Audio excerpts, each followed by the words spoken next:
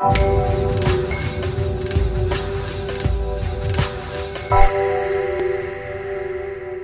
guys, this is Games and Tuts, and I'm very excited for this tutorial. Today, as you see in the bottom right corner, I'm going to be teaching you how to make a 3D watermark. This is right, 3D. Alright, so let's go ahead and get started.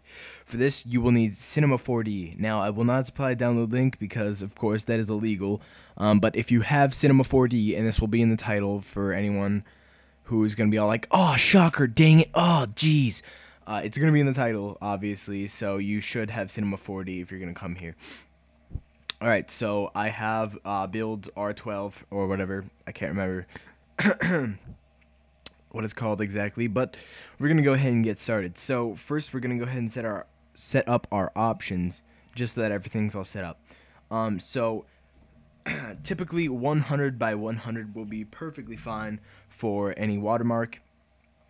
And yeah, you can set it to be longer or whatever. I guess I will set mine to 110 by 100 so that it works out a little bit better than what mine did. At first, I had to go in and edit it so that it worked a little bit better. Just to my liking. So we'll go from frame 0 to frame 0, so it'll save 1, and we'll save this as a PNG. And if you don't have PNG, guys, because I know sometimes people don't have PNGs in here, just go down to QuickTime PNG. It's the exact same thing, but sometimes people just don't have that PNG there. So just select PNG, obviously save this, fake watermark, go ahead and save that. We don't want to include sound, obviously. Okay, multipass, we're not going to do anything with that. Anti-aliasing, we're going to do best. Just because it's a picture, you know, you can go to whatever extent you want with those. I'll just leave the settings there, but I just want best for still image. And the options, we'll just uncheck blurriness, and I'm just gonna leave those. Oh man, whew. Okay, there we go. Now what we're gonna do is we're gonna go to effect, and I'm gonna add ambient occlusion as well as a global illumination, but I'm going to uncheck those for now so that when we do render tests, they won't show up, and then in the full product, we'll turn them on. Turn them on. Okay, so let's go ahead and get started. The way I did mine, in the corner, it's G and T, which is Games and Tuts. You can do whatever you want. I'm just going to be doing one full thing here.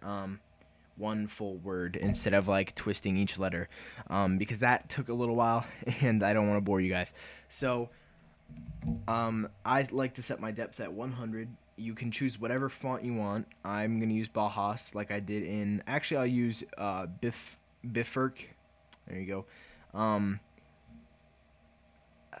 Just to, you know, give it some originality, I guess. So it's a little bit different from our other one, and then we'll name it, I guess, GT. Why not? I don't know if the and thing in here is any different than the original and thing. Wow. Okay. Well, it just shows up as some retarded thing, so, you know, we're just gonna put a GT. Okay, so GT, that kind of looks like a C, but, you know, whatever. We'll go with it. It's kind of a weird font, so, you know. Okay, so we're gonna kind of get the camera angle we want. This next part might get sped up just because it's gonna be just personal personal preference on where you want all your stuff to be set up at, like lights and all that. I guess I'll go through on how to make like a quick material. I'm not the best at making these, by the way, so any of you pros out there, go ahead and tell me what I'm doing wrong, I guess. But I'm going to go ahead and, since the one I'm using is blue, we'll go ahead and use a green color.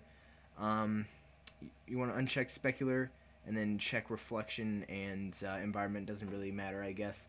For the text, you want to use Fennel, and I believe I'm pronouncing that right. I don't know. I set mine to about 50, and then to about 15 or 10, and that works good. I don't know if this made any difference, but I also checked environment and did the exact same thing, but I left the color white. I don't know if it did anything last time, but you know, it kind of looked like it did something. So we added that, and we're done with the texture. You can just throw it onto the text, and as you see, it's green. With no lighting, it's not going to look that great, but you can sure as hell just take that. So you can sure just take that if you want to. We are going to rotate this a little more like this. I want more like a skyscraper view. Alright, and we'll zoom in again. I'm sorry for clearing my throat so much, by the way. So GT, we can quick render this again. So that's what it would look like in the little bottom corner. Now, we're not done. You could be done here, I guess, if you wanted to, but we're not at the moment. We're going to add some detail to this. Oops, I just clicked render for some reason. We are not done. So, click on the text, and you can go to caps and click fillet caps, and you can adjust this to whatever you want. We'll go ahead and bump up the radius to 6, I guess, and the steps we'll add 2. Yeah, we'll add 2 steps. We can quick render this again. Gives it a little more detail. As you see, you can't really see those, so we're gonna go ahead and add some lights. What I do with my lights is I drag it back, I drag it up, and as I said before, I thought I was gonna be speeding this up, but I guess I'll just go through on kind of how I do lights. I drag one all the way back here, leave it down. I drag one all the way down like this. I drag one all the way right like this, and that's pretty much all we need right now. If you're getting a little bit too dark on the front, which we might be here, yeah, that actually looks kind of cool, because that would be more like the video is playing behind the objects and kind of putting light on it. But again, if you are getting a little too dark on the front, let's see, we need our first light. We can kind of drag that down a little bit, and it will give it more light. So we can quick render that.